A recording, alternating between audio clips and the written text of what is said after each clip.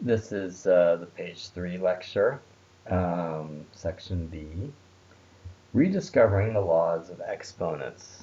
Thinking about the laws of exponents is a lot easier if you use real numbers instead of the variables. So we're going to do that. 4 to the third is the same thing as 4 times 4 times 4. Okay. Let's see, what about 4 to the third plus 2? What does that mean? Well, 3 plus 2 is 5, so that's just 4 to the fifth, right?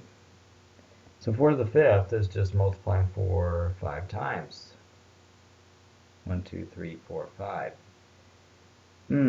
So how could we express that? Um, if we look at the equation on page 84, what they're going to tell us is that a to the m plus n is actually equal to a to the m times a to the n. So let's look at that here. So if we took if we broke this up here, 4 to the third and 4 to the second, what we could do is say, oh, that's equal to 4 to the third times 4 to the second. Okay, so and that's true, right? We could group these three together, we could group those two together, and then we'll just have 4 to the third times 4 to the second. So now we can see that when you have 3 plus 2 in the exponent, you can actually just distribute it and have two bases that are the same and put 3 and 2 like that, and that's why this is true here. Okay. Next one, 4 to the third to the second is equal to, and let's try that. So we'll do 4 times 4 times 4, that's 4 to the third. And then we take that to the second power, so that's equal to 4 times 4 times 4 times 4 times 4 times 4. So that's equal to actually 4 to the sixth. Oops. 4 to the sixth. So if you have 4 to the third to the second, you can actually take those exponents and multiply them together. Okay? So a to the m to the n is a to the m times n. Okay, and we just saw that here. 4 times 3 to the third is equal to, let's see, that would be like 4 times 3 times 4 times 3 times 4 times 3. It's also equal to 4 times 4 times 4 times 3 times 3 times 3. So it's actually equal to 4 to the third times 3 to the third. So you can actually take this n and you can distribute it to the a and the b like that. That's what we did here. Okay, that's a 3 there. Okay, now let's look at the next one. 3/4 to the third. Let's see, that's basically 3 times 3 times 3 on top and 4 times 4 times 4 on the bottom. You can see that that is also equal to 3/4 to the third, right? Whenever you multiply fractions, you multiply the numerator and the denominator. So you can see that, oh, I'm sorry. I went back to what we originally had. You can see that that's 3 to the third over 4 to the third, right? So we can write that here. We could say that's actually equal to a to the n divided by b to the n. Okay. 4 to the 0, of course, is 1. Any number to the 0 is 1. 4 to the negative 2, that's equal to 1 over 4 squared, because whenever you have a negative in the exponent, it inverts, makes a inverse out of the number. So when you have a to the negative n, that's equal to 1 over a to the n. Okay, so that's section B. And then we're just going to go to C because we are going to do B and C in our next class. So we'll just put these two lectures together. Show how the book uses a to the m times a to the n equals a to the m plus n to show this. A to the 1/2 is actually equal to the square root of a. So basically they did this. They said, well,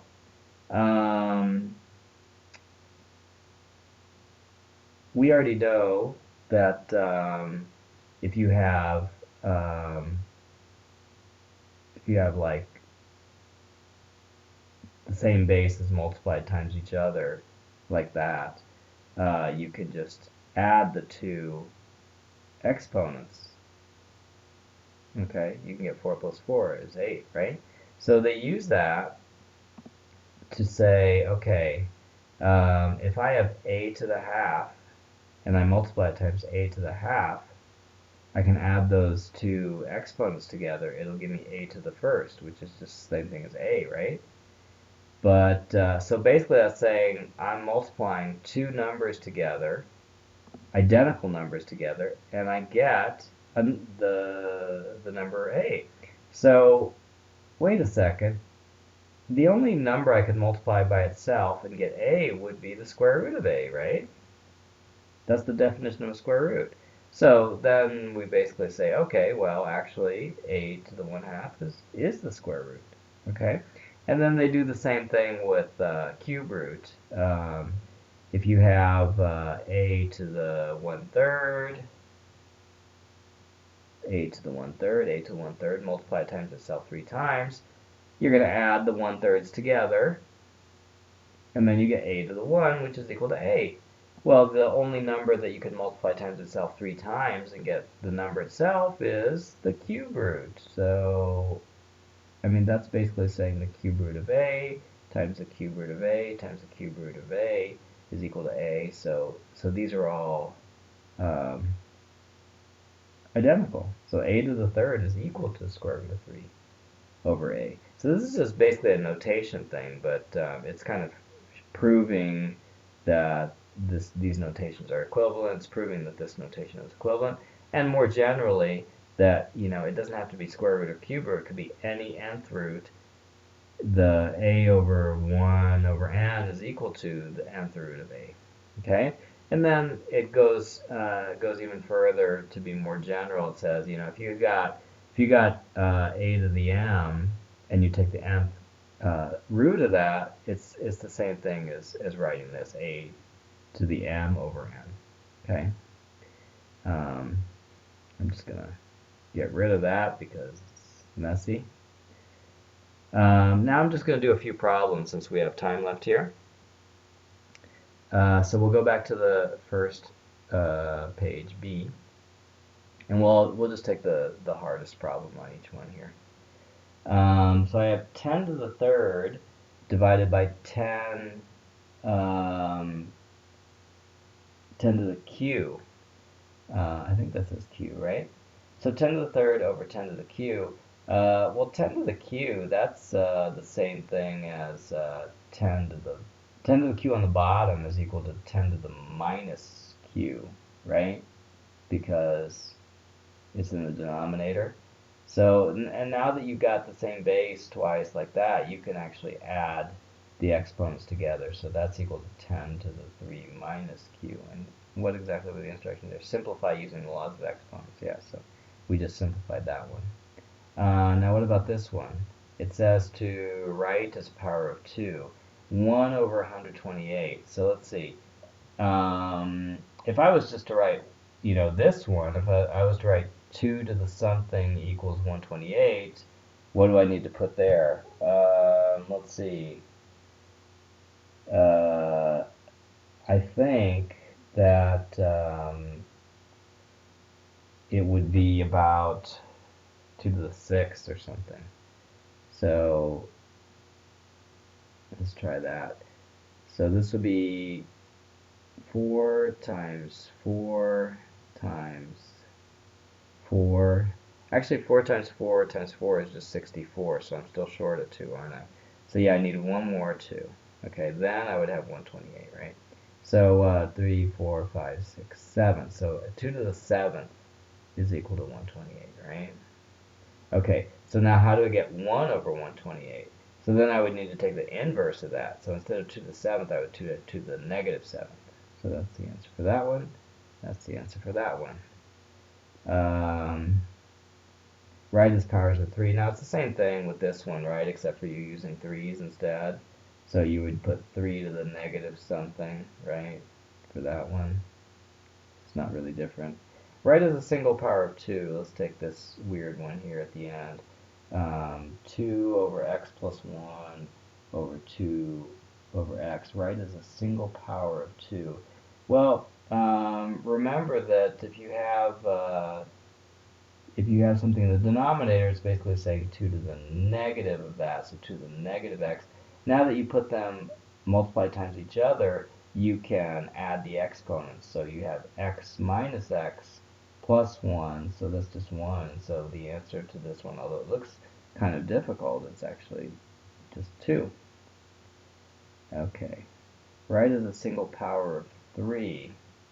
Let's take this one here. So we have 9 to the n plus 1, and we divide it by 3 to the 2n minus 1.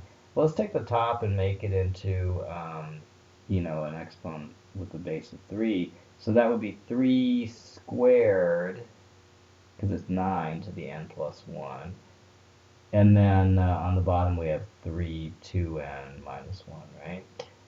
So let's see, what can we do with this? So the top, if we have 2 to the n plus 1, that's the same thing as multiplying the exponents together. We just need to multiply those together. So we'll have 3 to the 2n plus 2. And then this one here, since 2n minus 1, this whole expression is in the denominator, the 2n minus 1 actually is a negative 2n minus 1, right? And I'll make it a mess here. So now we can, since we have these multiplied times each other, we can add the exponents. So we have 2n here, we have negative 2n here, so we can cancel those out. And then we have plus 2 here, and then here we have a negative minus 1, so that's actually a plus 1. So we add those two together, and then we get 3 to the third. So, and what did they tell us to do? Right as a single power of 3, so yeah, that's pretty much right. Okay, and then this one, it says right without brackets. Well, xy over 2 to the third, we can just like distribute the power here to everything inside. So that's actually equal to x cubed, y cubed, and 2 cubed. And so we could just simplify that. The top doesn't simplify any more than that, but the bottom could be 8, right? 2 to the third is equal to 8. Write the following in simplest form without brackets. Let's see, look at this. We have a negative sign inside of the square. So the negative sign, when it squares, just appears, so we can get rid of that. The 3 squared is a 9. The p squared squared is p to the 4th. And the q cubed in the bottom becomes q to the 6th, because remember, if it's a square squared, then we just multiply them together. So that's where we're at. We got 9p to the 4th divided by q to the 6th. Okay. Right without negative exponents. Well, that's just saying, like for this one, m to the negative third is actually 1 over m to the third. So if you have 1 over m to the third in the denominator, that's actually, invert and multiply. So you're actually multiplying by m to the third. Okay, so that's kind of a tricky one. It's like a negative, negative. Write in non-fractional form.